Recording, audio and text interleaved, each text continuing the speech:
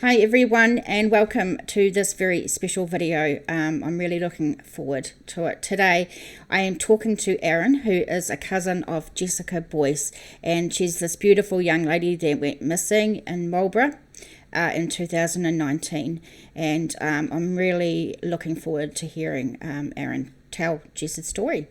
A couple of things before we go on. We're going to talk about some drug abuse and mental health issues. If either of these are a trigger for you, I really want you to go into the description box below afterwards, and there is lots of helplines that you can ring. So, if it gets too tough, please stop at any time.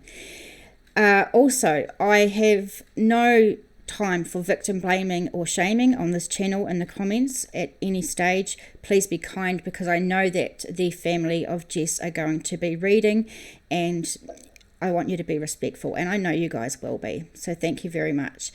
If you're not familiar with the case, I have links in the description box for the video, so go ahead and watch those first, and let's get onto it and meet Erin. Hi Erin, it's TJ. Nice to meet you. Welcome to the channel. I'm so honoured that you chose to come on here and talk about Jess's story, so a big welcome to you. Thank you for the opportunity to do so. I really appreciate it. That's all. That's cool. So first I want you to tell us about Jess. What was she like? Jess was a free spirit. She was fantastic to be around, always picked a mood up. I remember a lot of times I'd be going through some issues, and I'd be going through a period where I'd even be sleeping in bed till 1 o'clock in the afternoon, sort of between my own places or even staying with my father. And remember this one occasion I was feeling really rotten in bed, really miserable. It was about the mid-afternoon. Then I hear this tooting coming from outside. I thought, oh, what's that sound? Who would this be at this time of day? Jess comes bowling in the house like she owns the place, swings the bedroom door open, and she said, "None of this crap out you get, come on, we're going off for a cruise." She threw me a can of bourbon, and she said, "No excuses, up you get," And I remember thinking, God, I'm really not in the mood to do anything today. I'm feeling really down, and that ended up being one of the best afternoons I've had for a while, and it was always like an adventure with Jess, You'd start off in town in Blenheim, and then all of a sudden, half an hour later, you're going around all these beautiful bays around the Queen Charlotte track, and you're on bush walks, and it's just such a scene change, from second to second, and it was just like an adrenaline rush every time you hung out with Jess. It was just full-blown adventures, all sorts of memories created in just a short amount of time, and that's from one afternoon. So I was privileged enough to have 20-odd years with Jess in my life, so I've got a lot of memories, special memories. And you guys were pretty close from what I can tell? Very close. So we met when we were 3. Our mothers were really good friends. We went to kindergarten together, Seymour Kindergarten in Blenheim. And then at the age of 5, Jess moved up to Tauranga for, I think, about 3 or 4 years. And then that was the longest time we didn't see each other for the rest of our lives, basically. She moved back to Blenheim at about 9 or 10. And aside from the odd time where I was sort of moving around the country for work or on my own sort of adventures, Jess and I spent almost nearly every day together into all sorts of mischief as kids, around the different parks and that sort of thing. And then into teenagers and adulthood, like I say, cruising around the Marlborough Sounds and in cars and going out to visits to certain places and random midnight visits to places like Cobb Cottage and Blenheim and things like that, historical places, Brayshaw Park. Just, as I say, it was always an adventure being with Jess. She sounds like she was a lot of fun, and I know she was into her dream catchers and her crystals. She made some of her own clothing, which some of them were pretty interesting looking from what I've heard. But she sounded like a lot of fun. She had some camping trips that were just on the spot sort of thing. Going into the bush, going into rivers unannounced, all sorts of wild things, which just sounds so cool and so free. So that's awesome. Look, so Jess went missing when she was 27 from Renwick, which is like a little town in Marlborough. Is that right? Yeah, it's I wouldn't call it a suburb. It's like a satellite town, maybe you'd call it. Sort of what maybe is a smaller scale version of what probably Porirua is to Wellington, or something like that, So would you have an idea of how many people would be there? In Renwick? Oh, I have no idea. I would be surprised if it was more than a couple of thousand, maybe a few thousand, if that. Just by my estimation, it's a pretty small place. One main street and then just some residential streets off there, and that's pretty much it. Right. And was it a cliquey town? Did everyone know everyone else's business and know each other? I can't speak for Renwick itself. Blenheim, everyone knew each other. Everybody knows everybody in Blenheim. It's just, one of those things that sort of naturally happens in a town with a smaller population, certain number of schools, only a couple of high schools, so everybody knows each other. Everyone knows everyone's business, that sort of thing. And that's not always a bad thing. I mean, there's a real community feeling in Marlborough, which is why, for something like this to happen in a place like Blenheim, the Marlborough wider area, it doesn't just affect the family and friends of the victim, but the whole community really feels the impact. Absolutely. In a very serious sort of way. So, Erin, I know that a couple of things happened with Jessica about 2 years before her disappearance, and one of them was that unfortunately she became into drugs. Can you tell us a wee bit more about that? So, Jess did fall in with the wrong crowd. It's a pretty typical story around New Zealand. I'm sure there's no family that doesn't sort of can't relate to something like this happening. She was such a friendly person that she had friends that belonged to all different kinds of groups. She had, your sort of academic, nerdier sort of friends, that fit into that classification. And she had sporty friends, and then she had friends who were sort of into music making and that sort of thing. And then unfortunately, because she did have such a wide circle, that did include some of the people who had addiction problems and who were peddling gear and that sort of thing. And it certainly wasn't helped by a series of things that did happen. A car crash. Anyone who's watched the links in your description or seen any of the media coverage on the case will know that Jess was involved in quite a serious car accident. A couple of years before her disappearance, there was a fatality, and Jess and another passenger got some pretty catastrophic injuries. Jess was actually lucky to survive, and so was her other friend involved in the crash. As I say, one person unfortunately didn't. The driver has since been convicted in jail. To my knowledge, he's still incarcerated. And that sort of set off a chain of events, which I believe ultimately led to Jess's disappearance. She was self-medicating, falling further into contact with the wrong sort of people. She did reach out for help. There's also some media coverage on that, and was rebuffed by the health system, specifically the mental health system. Jess's family tried extremely hard, were literally pleading and begging mental health services to do something for Jess. When their pleas fell on deaf ears, Jess sort of sunk deeper into her depression, feeling responsible for the crash. She also copped a lot of flack from people regarding her involvement in the crash, and that guilt just got on top of her, as well as some other events that had happened throughout her life. And things spiraled. Again, as I say, it's unfortunately a very common story. And the events that happened a couple of years before her disappearance certainly sped things up in that regard. Sure. I know that she got a lot of physical injuries in that crash, but I just wanted to touch on the fact that she got some head injuries from it as well. So how did they affect her? So Jess was immediately prior to going missing in a state of dissociation, unsure what was real and what was not, is sort of seeing and hearing and even experiencing things that weren't happening. It's not my place to go into specific details, but I was living in Dunedin at the time that things were getting really bad, and it was described to me by family members and friends that Jess had reverted into almost a childlike a childlike frame of mind. There was even a period there where she was speaking in a higher pitched voice like she was a child. She tried to flee from a moving vehicle, jump out of a moving car, and just things like that.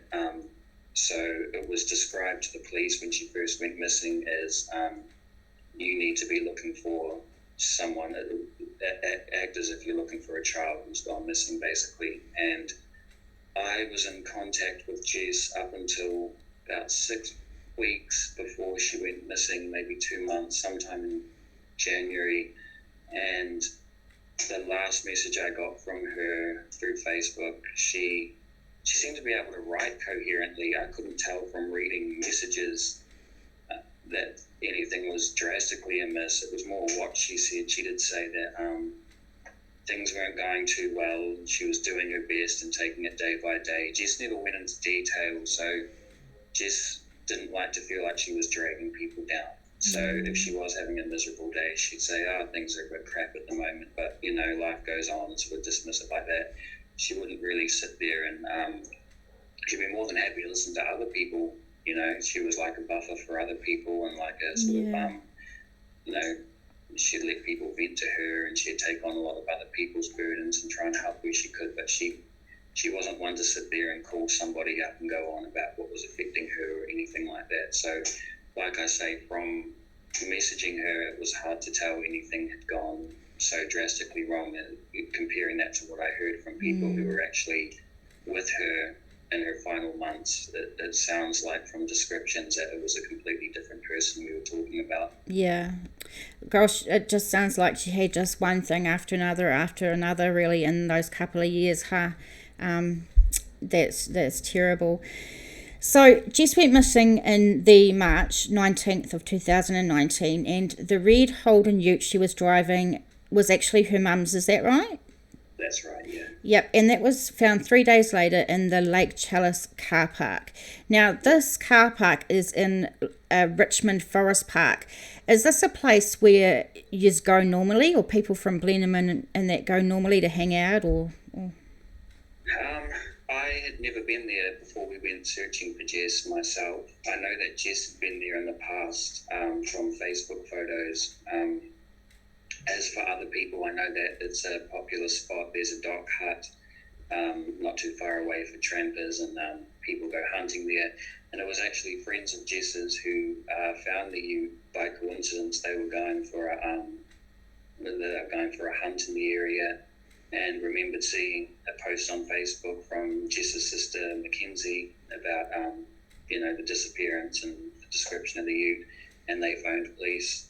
And even though overall, speaking for myself here, not on behalf of the family or anybody, while I'm personally satisfied that the police have done everything they can, hats off to them, I'm still a bit confused as to why the ute, considering the state it was found in and the circumstances of Jess's disappearance, wasn't fingerprinted and treated forensically a lot sooner than it actually was. There was a bit of a delay there, which I'm sure there's probably a procedural reason. I just haven't had it explained to me, but that's something for me that, in my mind, I still can't quite understand. Right, so from what I can remember, the windows were all down, the car was unlocked, her crystals were still in there, her phone was in there, and the SIM card had been taken out. Is that right? Yeah, from my understanding, the phone was even still on charge, sitting on a portable charger in there too. So that was when alarm bells started going off for me, because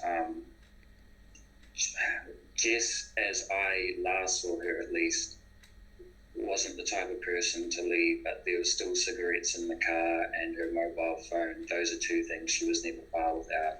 Even if she went off into the bush at the spur of the moment, it's unlikely that she would have left a cell phone and her cigarettes behind. Yeah, I'm a former smoker, and there's no way I'd go without my cigarettes, even if it was to the letterbox, I tell you that. Yeah. So in October of 2019, the police then announced they were treating it as a homicide. Do you know what reasons, did they tell the family what reasons they'd moved it to a homicide case instead of a missing person? I was in Auckland at that point, so I actually first found out, I got a phone call from News Talk ZB, a reporter wanting to know what was going on, and that's actually how I learned of it. I actually remember the exact moment. It was the day the Sky City Convention Centre was on fire in Auckland, and we were sort of on the bus at the time, looking at it through the window, and I was holding my phone up, recording it, and then a phone call came through from News Talk ZB, and they said, "Is this Aaron Goodwin?" And I think it was my partner answered the phone. She said, "No, I'll grab him for you." And they said, "We're just wanting to know your opinion. How are you feeling about the fact that Jess's disappearance is now being treated as a homicide?" And I said, "This is the first I'm hearing of it. Do you mind if I hang up and call family and friends and take a look at the news and actually see what's going on here before I give any sort of comment?" And that's how I learned about it. And I always knew it was heading that way. A lot of us did. I think that was even said in one of the family statements issued shortly after that. We were expecting the news, even though that sort of didn't numb the blow at all. Yeah. But, yeah, for me, knowing the sort of people that Jess was hanging around with, it was a foregone conclusion when we didn't find her in that first week, that some foul play, to what extent, I didn't know. I thought maybe she was being held or something like that. But yeah, that really brought it home for everybody when it was made official. And I can't say what the police reasons were for finally making that decision, because it was never explained to me. I don't know if the family were told, but I still don't know what it was that actually sort of made them think, okay, we now need to come out and make this official. I'm not sure if it was any one thing or if it was a series of things. Yeah, I don't know how that procedure works. Did you get much support from the community, or the family? Did they get much support from the community? Yeah, heaps, and not just Marlborough, New Zealand-wide. Messages of support and sympathy and all that sort of thing were coming through. It really felt like a big family across the country, from the top to the bottom. It really did. I think I can speak for everyone when I say that the family would be forever grateful for the sort of community response that we got. Even some of the caring people in the media, you get your good ones and your bad ones, people who are just chasing a story, but then you get your, for example, one person I'll give a shout out to was Paula Holberg from Marlborough Media. Shout out, Paula. Yeah, she would call up just to check, not to ask if there was any update or if there was anything she could publish, just to check and see how we were going. Some messages on Facebook from her, "How are you all doing? I'm thinking of you," that sort of thing. And that sort of sentiment was, very common from lots of people in the media. The police were really great, and just the public at large, just heaps of messages of love and support. That's awesome. That's so good. So I was going to ask you about the media. I have seen a lot of media about Jess's case, a lot compared to some of the other cases that I see. Was there some bad ones? You wouldn't have to name them, but that News Talk ZB couldn't have been nice to get when you're on the bus.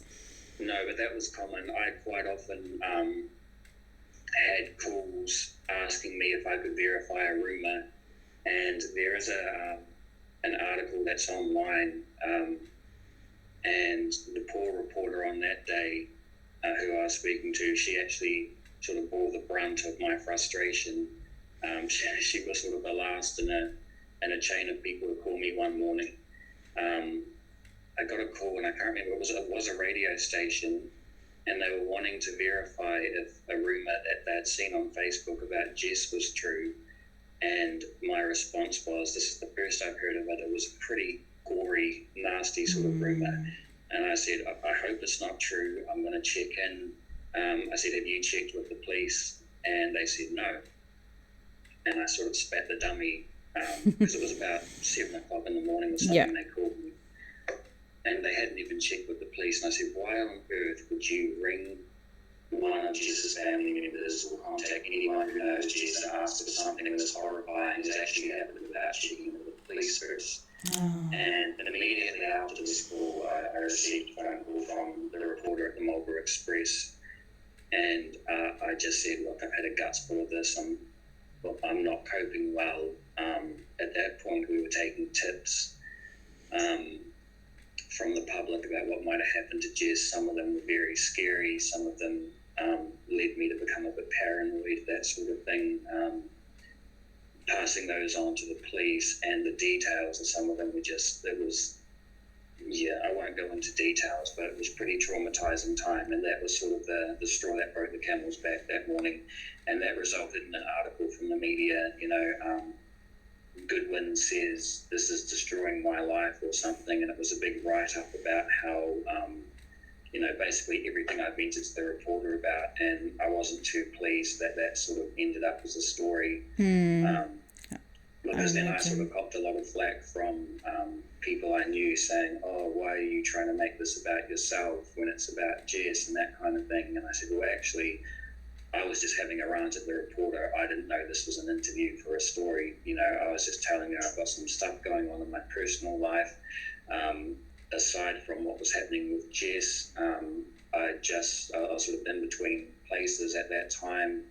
I sort of had a breakdown in a personal relationship, and just some study stuff. I had to cancel a course that I applied for and I was doing, and I left the Polytech to go up and search for Jess and then start the website for the tips and that, and my grades fell behind, and eventually I had to withdraw from the course, and all of the stuff was happening at the same time. And then this poor reporter from the Marlborough Express, as I say, sort of caught the brunt of my frustration that day, and then that turned into a story, and then that led to a lot of nasty messages coming my way, and everything sort of compounds like that. Another media experience I can remember is right at the very start when we were still up in Marlborough looking for Jess, and I was asked my opinion on psychics, people on Facebook saying they had contacted Calvin Cruikshank and people like that. Yeah. And I just said, look, my own personal belief is that, I'm not a spiritual person. I'll pass those messages on. I don't take much notice of them, but I know that Jess's family, not everybody, but Jess's immediate family is quite spiritual. I said, I'm sure they'll want to hear it. I passed it on. I don't rate it very much. And that sort of, because Calvin Cruikshank came up in the conversation, my comments weren't directed at him. But the way, if you read the article, it sounds like I was directly attacking Calvin Cruikshank. And then I got a message from his secretary, somebody named Gemma, asking why I had said all this stuff about Calvin Cruikshank to the media. And I was like, oh my God, things just, they just spiral and snowball, and it turns into, so since then I've made a habit of, if I have a phone call with a journalist, I push the record button now on my partner's phone or another device I have nearby. And I'm very careful to choose my words very carefully and make sure they can't be taken out of context. Absolutely. Look, I'm so sorry you had to deal with all that. But please don't feel bad about taking time for yourself and making sure that you're okay, because that's really important. You can't help or do anything for Jess and her family if you're not okay. So police searched some properties in the area and took away forensic evidence. And on the 9th of March, seized a black Mazda utility they believe is connected to Jess's disappearance. The only thing we've heard from all of those is that they are waiting for forensics. Do you think, Aaron, that the police kept you guys informed of everything that was going on? I don't live in Blenheim, so I am not with Jess's immediate family all the time, so I'm not sure what the process has been for keeping them in the loop. But from what I understand, talking to them, the police have been pretty good. There have been a couple of times I've had some tips come through, or I've heard from a reporter that the police have told them something. I've relayed that to Jess's immediate family and been told that they had no idea what was going on. So there have been a couple of instances of that, but I mean, it is an ongoing investigation. The police can't get everything perfect, and I do think they've damn well near come pretty close to, ticking all the boxes. I think they've been pretty thorough. Yeah. And in terms of my own personal experience with them, Detective Watson would call me on quite a regular basis, even when I was living in Dunedin, when I was up in Auckland for a while, then in Christchurch. with information, and also again checking in on me personally and see how I'm getting on. So I personally, speaking for myself, was pretty happy with the way I was kept updated, and anything I wasn't getting from the police, I was getting from some of the reporters who would contact me personally and ask if I wanted an update and that sort of thing, and they would go and speak to police and come back to me with something. So it's been a good sort of relationship I've had with the police and most of the media in terms of getting updates and being kept in the loop. And we understand that police do have to keep some things to themselves to keep the integrity of the investigation. Police said that they had over 120 tips, but they were given a huge lot of false info, and even think that the ute was planted to try and throw them off. Is that what you guys have heard too? Yeah, and it's troubling that that's been the case, because a lot of those tips that were passed on to the police came through a website that I was managing, and to myself and other family and friends of Jess, and it's pretty hard thinking that maybe we were even used as a way to throw the police off, knowing that we were giving tips to the police that were coming into us. Some of those tips that we passed on personally might have also been included those ones that were designed to throw the police off the trail. It's just really put salt in the wound, to go and plant the vehicle like that, if that is in fact what's happened, and it's looking like that's the case. It's sort of like, to a lot of people, it seems like a crime's been committed, and it's in the past, Jess has been murdered and that was the crime. But as far as I'm concerned, the crime is still happening, if you know what I mean. It's like we're all being held hostage, not just Jess's family and friends, but the Marlborough community, anyone interested in what's happened to Jess and wanting to know what happened to Jess. We're all being held hostage because people know the information, they know where Jess is, whether or not she can be recovered, whether or not we can lay her to rest with the dignity she deserves, and they're withholding that from us. And that's one of the things I really hope that the judge, when this goes to trial, is going to take into consideration when it comes to sentencing on what's hopefully a guilty verdict. I hope that they take into consideration when they weigh up mitigating factors, etc., that we gave these people the chance to come forward. We wrote open letters that were in the media and in the Healthline Jess group. We pleaded. We said, please come forward, even anonymously. If you're not going to confess to the crime, then at least tell us where we can find Jess. They had that opportunity to come forward, and you can never put right taking someone's life, but you can at least try and sort of speed up the process of justice, help those wheels spin faster, go to the police, say what you can. Even if you're not going to do it relating to what actually happened in the crime, at least tell us where we can recover a body, or if the body is non-recoverable, where she last was, where we can maybe go and leave a tribute or something like that, a final place where Jess was, I understand. So I feel like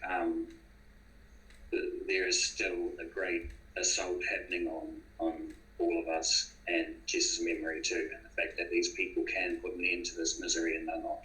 They read our pleas and they see how it's affecting people, and they're not doing anything. I've heard a lot of families of missing people say that's the hardest part, is they've got nowhere to grieve, no closure or end to that part. They're left just in limbo, and that's really tough. I know that you and Jess's family did a big social media campaign. You did the website, you did a Help Jess Facebook page. You had lots of people putting Jess's pic on their profiles for a while, and I seen lots of those open letters that you were talking about, trying to shame and guilt those people into coming forward. So you were really giving it everything you had to try and get them to come forward, and it's just because it's also a case of, if some of these people involved they will be involved to various degrees, and as I understand there were obviously the people who carried out the crime, the people who were just sort of happened to be there at the time, and then there are the people who actively covered it up, the people who threw police off the scene, or at least attempted to, and into the investigation. There are people with different degrees of involvement, and I thought, if out of all of those people, if even one has a conscience and feels genuinely remorseful, because make no mistake, when they're hauled before the judge and their lawyer is going to sit there and say, oh, my client is remorseful, they wish they could have done something, that's crap, because they've had the opportunity. That's crap. And I understand there is an element of fear that probably exists there. Some of these people think, well, if I come forward, I might be the next person to go missing, and I can understand that fear. But there will be people, I mean, it's the 21st century. There are anonymous ways to contact people that even the police have trouble following. There are apps like Wicked, which is an anonymous encrypted messaging service that a lot of people use for, criminal activity and that sort of thing. My sister put out an open letter as well on all forms of social media. She created a Wicker account, and she said, look, you don't have to give me any details, just a location. Where can we find Jess? Or, can you name somebody? Anything like that. It's anonymous. It's not going to get tracked back to you.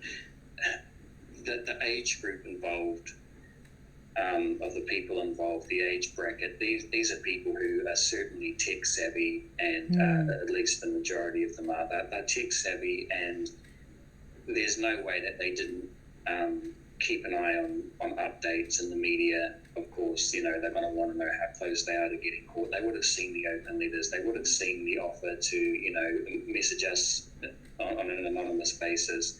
So when their lawyer tries to convince the public and the judge that these people are remorseful in any way, I don't want to hear a bar of that. That's a load of crap. It's different to start coming forward with information once those cuffs have been placed on your wrist, but that's when it's forced out of you. If you were genuinely remorseful, they would have been there months ago, years ago, over a year ago at least, Totally agree with you. On that note, just take a break for a couple of seconds, because I'm going to put up some information for where people can call if they have any tips. Fantastic, yeah.